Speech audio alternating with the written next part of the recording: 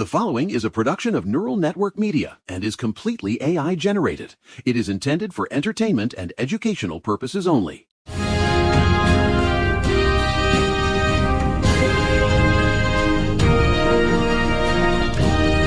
Julian Archer, and I'm ready to burn the spreadsheets and save the Republic.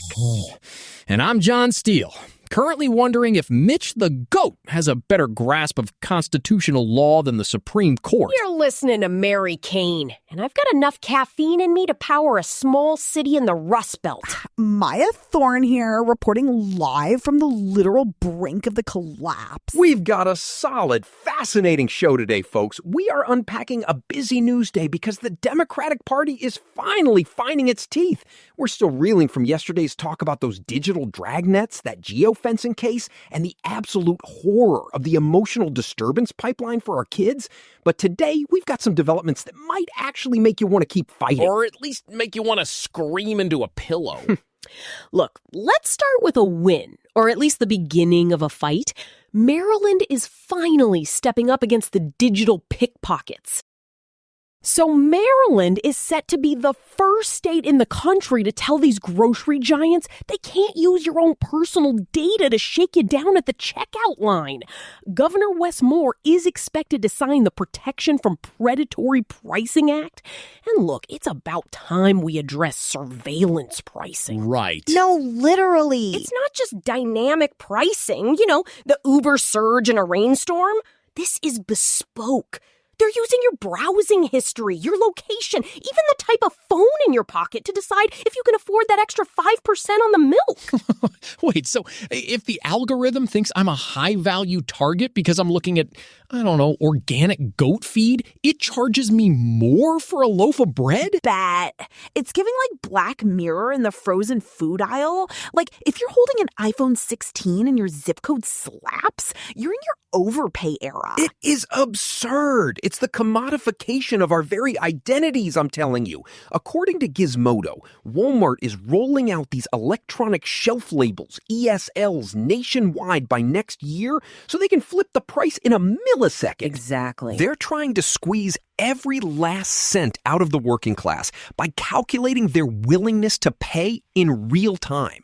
It's a digital shakedown. And the Maryland Retailers Association is out here crying that it hurts efficiency. But efficiency for who? Certainly not the family trying to figure out if they can afford the generic cereal.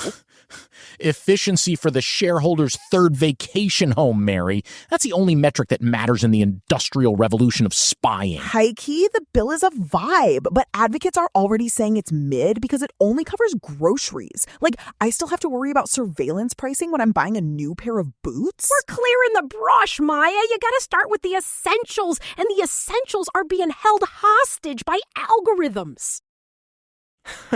Speaking of people who love a good hostage situation, let's talk about the GOP gubernatorial field in Georgia.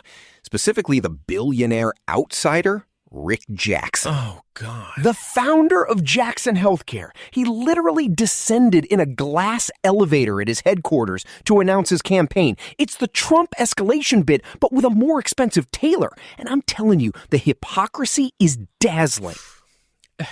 Is he the political outsider who's going to fix the system he's been gaming for 3 decades? Exactly. But here's the dirt. This morning, a report showed he's donated $1 million to Trump's operation, while his own company is screaming that Trump's signature bill, the OBBA, will destroy healthcare. I saw that. His subsidiary, Jackson Physician Search, put out a paper saying the Medicaid cuts in that bill would be an 18-point hit to rural hospital margins. It would literally close the clinics his voters rely on. Typical. But it gets better.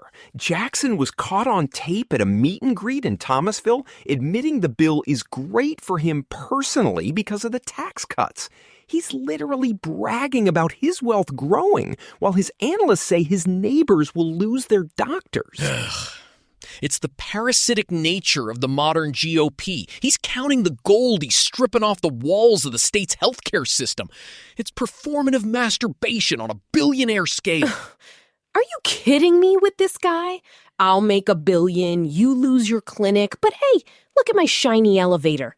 It's a shakedown. I mean, my thing is, how do you run as a conservative businessman when your own business records prove your politics are a disaster for your customers? Speaking of disasters, we have to look at what's happening in Dilley, Texas, because the immigration system is turning into a constitutional standoff that should have every American screaming. You're talking about the El Gamal family. 323 days. Hayam El Gamal and her 5 kids held for nearly a year without being charged with a single crime.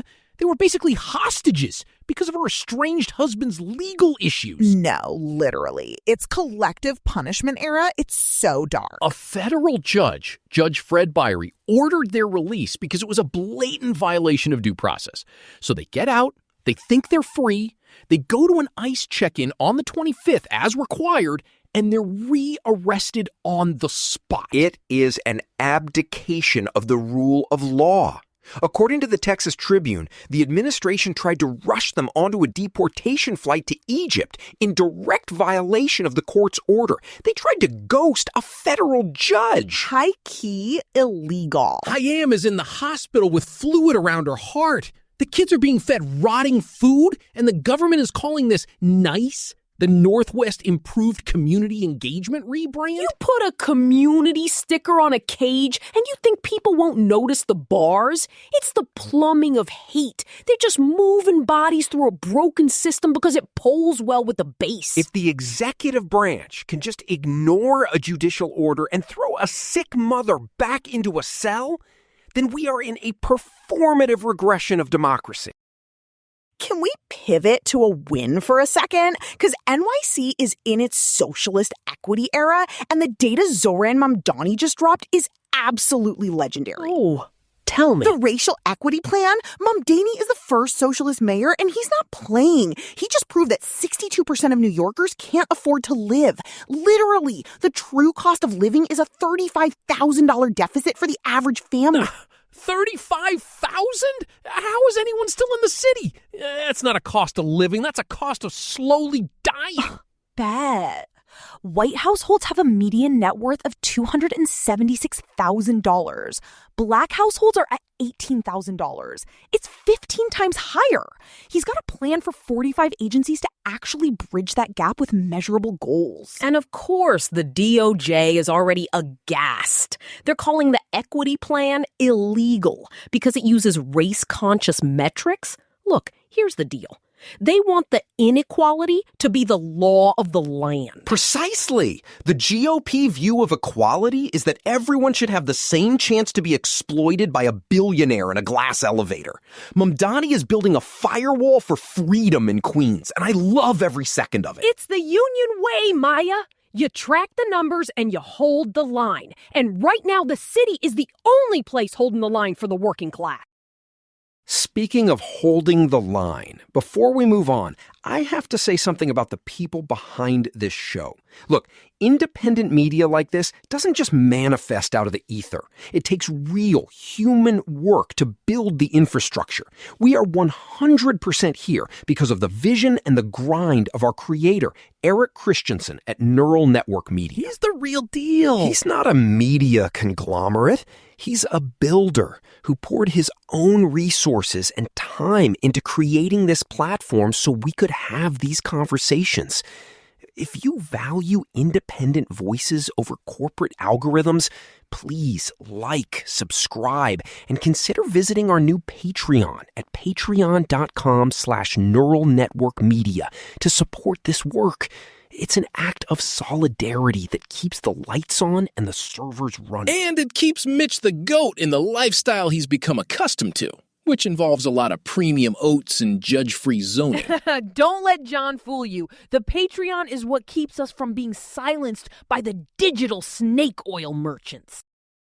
All right, let's talk about the people who actually educate our kids. The NEA just dropped their 2026 report, and honestly, it makes me want to start a riot at a PTA meeting. Give it to us, Mary. Average teacher salary is $74,000. That sounds like a nice number on a press release. But when you adjust for inflation, teachers are making 5% less than they did 10 years ago. Starting salaries are $4,000 below 2008 levels. 2008? We are paying the people who prevent the collapse of civilization less than we did during the global housing crash? It's the poverty of profession. No, literally 40% of teachers have second jobs. You're telling me my history teacher has to drive for Uber at night just to pay for rent? That is low-key collapse energy. It is an abdication of moral duty. We earn trillions as a country, and we can't ensure a starting teacher can afford a one-bedroom apartment without a side hustle? It's a disgrace. They earn 70 cents on the dollar compared to other college-educated pros. It's a shakedown of the public sector. And then they wonder why everyone's quitting? Are you kidding me? You know, there's a weird glimmer of hope in the housing sector. FEMA just extended housing assistance for hurricane survivors in Florida through October, and we're seeing this massive shift toward prefab and modular homes for climate resilience. Modular is base. The 2026 Sustainable Construction Barometer says resilience is the top priority for buyers now. People are realizing that traditional stick-built houses are basically kindling for the wildfires we've baked into the atmosphere. It's the Minecraft era of housing. It's faster, it's greener, and it's actually sustainable. If we can't stop the hurricanes, we should at least build houses that don't turn into toothpicks when the wind hits. I'll believe it when it hits the outer boroughs. But if modular builds can get disaster victims into permanent homes instead of FEMA trailers for 2 years, that's progress. Let's look at Gaza. Historic news over the weekend. The Palestinian Authority held local elections. And for the first time in over 20 years, the people of Deir al-Balah actually got to vote. In that rubble? 23% turnout, which sounds low until you realize they're voting in a war zone with a zombie civil registry. Fatah-backed lists won big, but the real story is that women's representation hit 33%, a record high. It's a democracy reset era. It's local governance, but it's about having a voice that isn't just a proxy for a militia. It's about picking the people who run your streets. It's the plumbing of a state. You can't have a presidency if you can't manage a local council. It's a foundation, and it's more than we've seen in decades. Speaking of managing councils, we have to look at Wyoming, because the Human Heartbeat Act just got smacked down by a judge in Natrona County. Judge Forgy. This is the best bit of legal irony in the history of the country. They tried to ban abortion after 6 weeks, but the judge blocked it because of the Healthcare Freedom Amendment, the thing Republicans passed in 2012 to stop Obamacare. No way. They literally played themselves with their own law. Precisely. They wrote into the Constitution that every citizen has a right to make their own healthcare decisions, to avoid insurance mandates. And the court is saying, hey, that includes reproductive rights too. I love it. Hoisted by their own petard? You'll love to see it. Casper's Clinic is back open, and the GOP is out here trying to figure out how to repeal their own Freedom Amendment. Are you kidding me? Okay, we have to talk about the main event, the trial of the century. Musk versus Altman starts today in Oakland. And guys, this is literally the fight for the future of the human species. I'm all ears. Okay, Billionaire Fight Club. Explain it to me. So, jury selection started this morning. Elon Musk is suing Sam Altman and OpenAI for $134 billion. He says they committed a deceit of Shakespearean proportions by taking his money for a nonprofit and then flipping it to become a Microsoft profit machine. Wait, didn't they... I mean, OpenAI is basically a subsidiary of Microsoft now, right? It's not like they're still out there just doing science for the benefit of all. Exactly. They're in their corporate capture era, and the smoking gun is Greg Brockman's diary. The unsealed entries literally say it would be nice to be making the billions. They literally caught them plotting to monetize the singularity in their private notes. My nephew Vector over at the Neural Daily thinks this is just a tempest in a teapot. But I'm telling you, if there's $134 billion on the table and the future of human intelligence is the prize, it's a war. It is a legal referendum on whether AGI will be a public utility or a private monopoly. Musk is a megalomaniac, but on the idea that Altman lied his way to a $1 trillion valuation, he's right. High-key right? We are looking at the most transformative technology since fire. And we're letting two guys in a Silicon Valley boardroom decide who gets to use it? If Musk wins, he's going to oust Altman and Greg Brockman. It could literally pause the construction of that Stargate supercomputer. Is that the $100 billion machine they're building? The one that needs a nuclear power plant just to think? We're building a digital god in a shed. Hoping it doesn't decide we're obsolete. No, literally. It's vampire energy, but for your brain. Musk says he wants to return the money to the original non-profit arm. He wants OpenAI to actually be open again. I don't trust Musk as far as I can throw his rockets, but Altman's move fast and break things routine is breaking the very concept of the public good. If this trial exposes the lie of AI for humanity, it's worth every penny of that $134 billion. It is the Silicon picket line. We are deciding if the workers of the future, human or otherwise, are going to be owned by a conglomerate or part of a shared heritage. This is the main story because it determines every other story for the next 100 years. It's the dehumanization of labor, but at the scale of our very thoughts. If Altman wins, we're all just training data for a machine that will eventually charge us for the privilege of remembering our own names. Not if I can help it. This trial is the most consequential legal battle in the history of Silicon Valley, and we'll be watching every single hour. While we're on the subject of power, look at the contrast between Virginia and Texas today. Governor Spanberger just signed a massive slate of gun safety bills, assault weapons bans, magazine limits, real, tangible progress. Finally! The under 21 ban took effect immediately. That is what a Democratic trifecta looks like when it actually cares about public safety. It's a progressive national model. But then you look at Texas. Abbott is threatening to yank millions in safety grants from blue cities like Houston if they don't help ICE deport people. He's literally using our tax dollars against our own neighbors. It's authoritarian ceiling vibes. Virginia sets a safety floor. Texas smashes the local ceiling. It's a total war on local governance. It's a shakedown. Do what I say, or I'll let your streets get less safe by withholding your own money? Are you kidding me with these people? We have to end on the most terrifying note of all. Operation Southern Spear. On Sunday night, the U.S. military carried out another lethal kinetic strike in the Eastern Pacific. Another one?